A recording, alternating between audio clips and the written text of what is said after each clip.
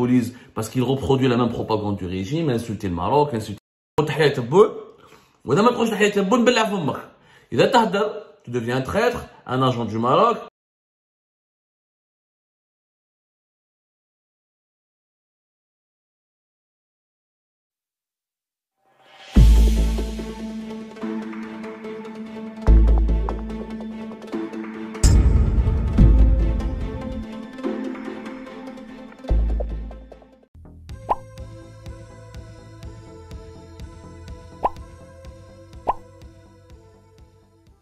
السلام عليكم متابعي قناة أخبار الساعة. تتعرض القناة يومياً إلى كم هائل من التبليغات أدت إلى الحد من انتشار الفيديوهات.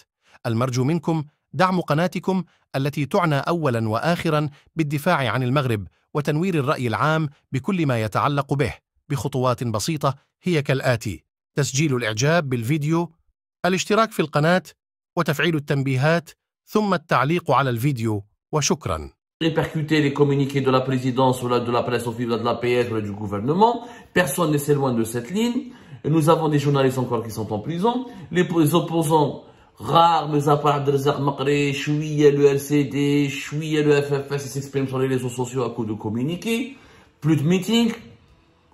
Les partis politiques qui peuvent faire des meetings. Il y a Abdelkader Bengrina, le populiste, parce qu'il soutient le pouvoir, parce qu'il diabolise tout ce qui est dans l'opposition, parce qu'il diabolise, parce qu'il reproduit la même propagande du régime, insulter le Maroc, insulter les Émirats, insulter l'Occident, insulter les opposants exilés. Donc on le laisse parler, sinon aucune personnalité ne parle. Mais qu'il n'y a aucune personnalité, les Bimbeito, les Mourad Hamro, les Brahimi,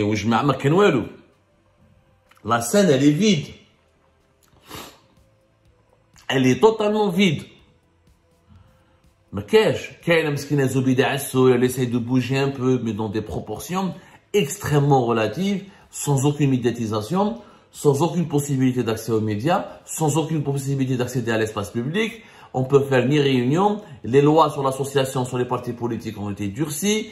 La surveillance, elle est quasi généralisée. Les brigades de cybercriminalité travaillent tout le temps à surveiller les réseaux sociaux. Celui qui fait un commentaire, une vidéo, un avis, ou là, il poste une publication politiquement hostile au régime, ou là, jugé, qui a dépassé certaines lignes, ben, il est convoqué, placé, dans garde à vue, tribunal, mandat de dépôt, contrôle judiciaire, des enquêtes. On ne peut pas organiser des élections dans ce contexte-là. C'est pas la peine de jeter donc les 100 ou les 200 millions de dollars, dire à prolongation directe, sans passer par des élections, prolonger le deuxième mandat ou dire à prolongation. Et franchement, je vous assure, allez voir dans les autres 68 pays qui organisent où des élections seront organisées. Beaucoup sont des dictatures. Beaucoup sont des dictatures. En Iran, il y aura des élections. Et en Iran, la répression, elle est terrible. Mais qu'il y ait des débats, qu'il y ait une presse plus ou moins qui peut parler, qu'il y ait des opposants qui osent, la répression n'est pas totale. La répression, elle est totale. Même pas une marge de manœuvre pour respirer. Il y a donner une marge de manœuvre au moins pour donner une crédibilité. Comment on va crédibiliser ces élections présidentielles à décembre 2024? Comment? Comment les crédibiliser? C'est-à-dire comment convaincre la communauté internationale parce qu'il y a des standards. Il y a des standards juridiques, constitutionnels, politiques. Il faut qu'il y ait des candidats, il faut qu'il y ait des opposants, il faut qu'il y ait, il y a eu des élections récemment où il a pris un score record, fleuve, aucun candidat sérieux, aucune possibilité de débat. Il a dit que Sisi, encore Sisi, il a une popularité parce qu'il a un bilan. Il a plus ou moins un petit bilan.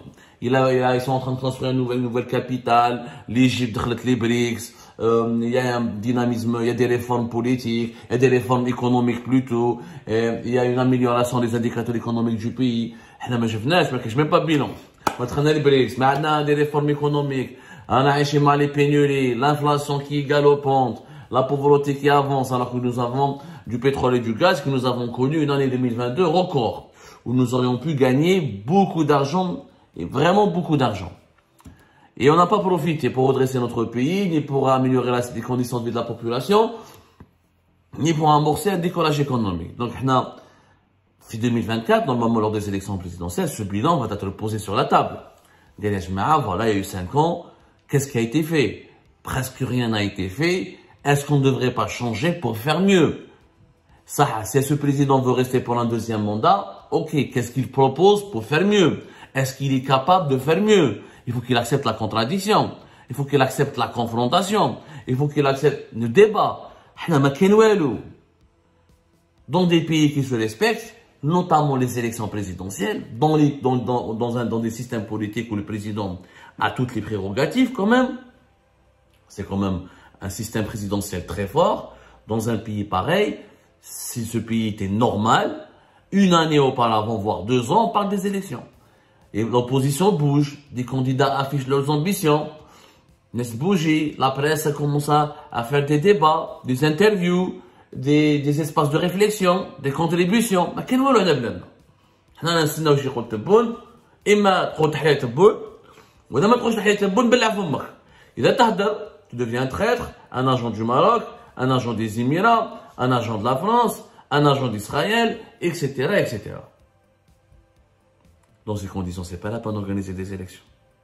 Je vous assure que c'est pas la peine. Et dans ces conditions, on va provoquer. Et quand on est trop, à force de trop réprimer, de trop persécuter, à un moment donné, même les esclaves pourront se révolter. Même quand tu es esclave, à un moment donné, tu as envie de te déchaîner, tu te révoltes. Adviendra coupa, ou qu'une mot ou même à un moment donné, on va provoquer une grosse explosion de colère. Les prochaines élections devront permettre à l'Algérie de redevenir un pays normal. Il faut que l'actuel système doit accepter. Il faut le deuxième mandat, mais très la compétition. Il faut que les candidats à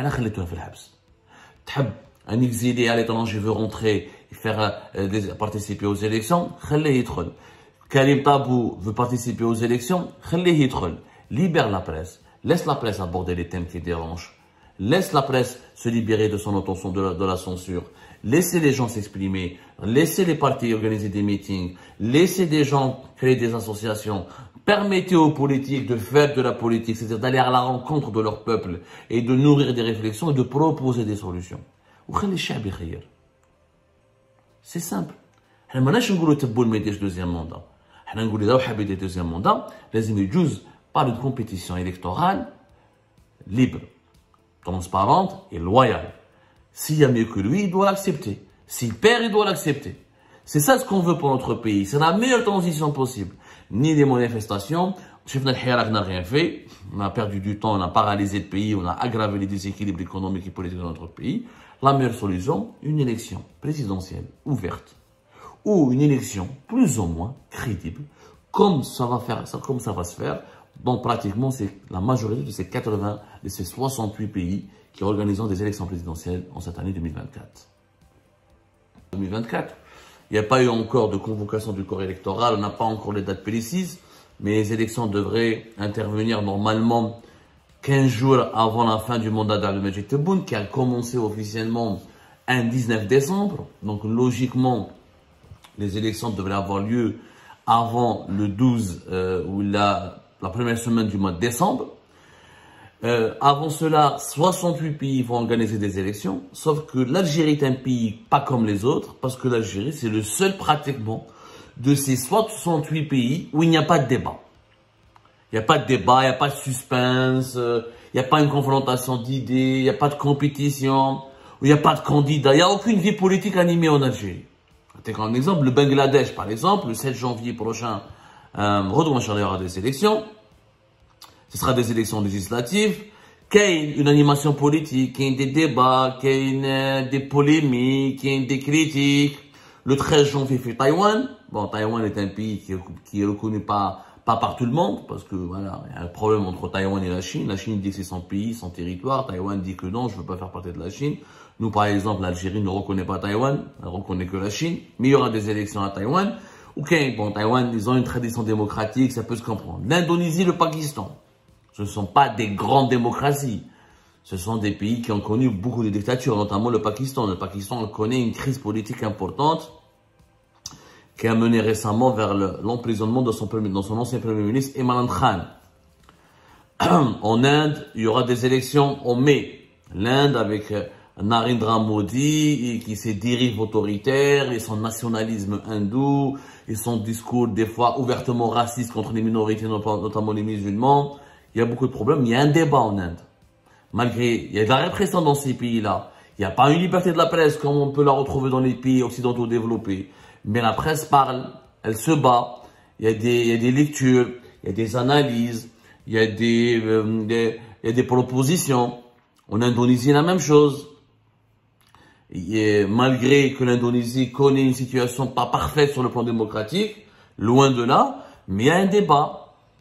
Encore une fois, la vie politique, elle est animée. Des candidats ibano, plusieurs candidats, plusieurs programmes. Des gens parlent de l'avenir de leur pays. Des gens critiquent, dénoncent, sont scandalisés, s'indignent. Il y a des partis politiques qui sont structurés. Là, en Algérie, quand il y a une élection présidentielle qui arrive, la hayatani man tunadi.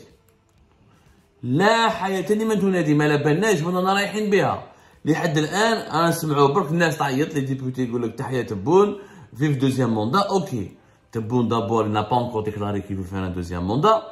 Il n'y a que ses partisans qui bougent dans les médias, etc. pour parler de cette question du deuxième mandat. Ceci dit, dans une élection, il faut qu'il y ait des candidats. Mais il n'y a aucun parti politique qui plus personne ne parle en Algérie depuis au moins 2 ans.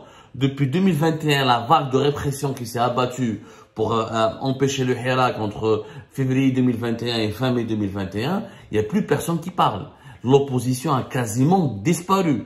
Des partis politiques ont été dissous, d'autres ont été surveillés et font l'objet de plusieurs poursuites judiciaires. Plusieurs opposants, Karim Tabou, Mustafa Boujaji, comme ça, la presse n'est pas autorisée à leur parler. Sur les réseaux sociaux, ils sont surveillés, placés régulièrement sous contrôle judiciaire, convoqués régulièrement, menacés, intimidés. Aujourd'hui, l'Algérie, par rapport à ces 68 pays, majorité qui vont organiser des élections, c'est l'un des rares pays qui a imposé un climat totalement malsain. C'est-à-dire, dans la situation actuelle dans notre pays, je me demande pourquoi organiser une élection. Une élection, c'est quoi? C'est des candidats différents, des programmes différents.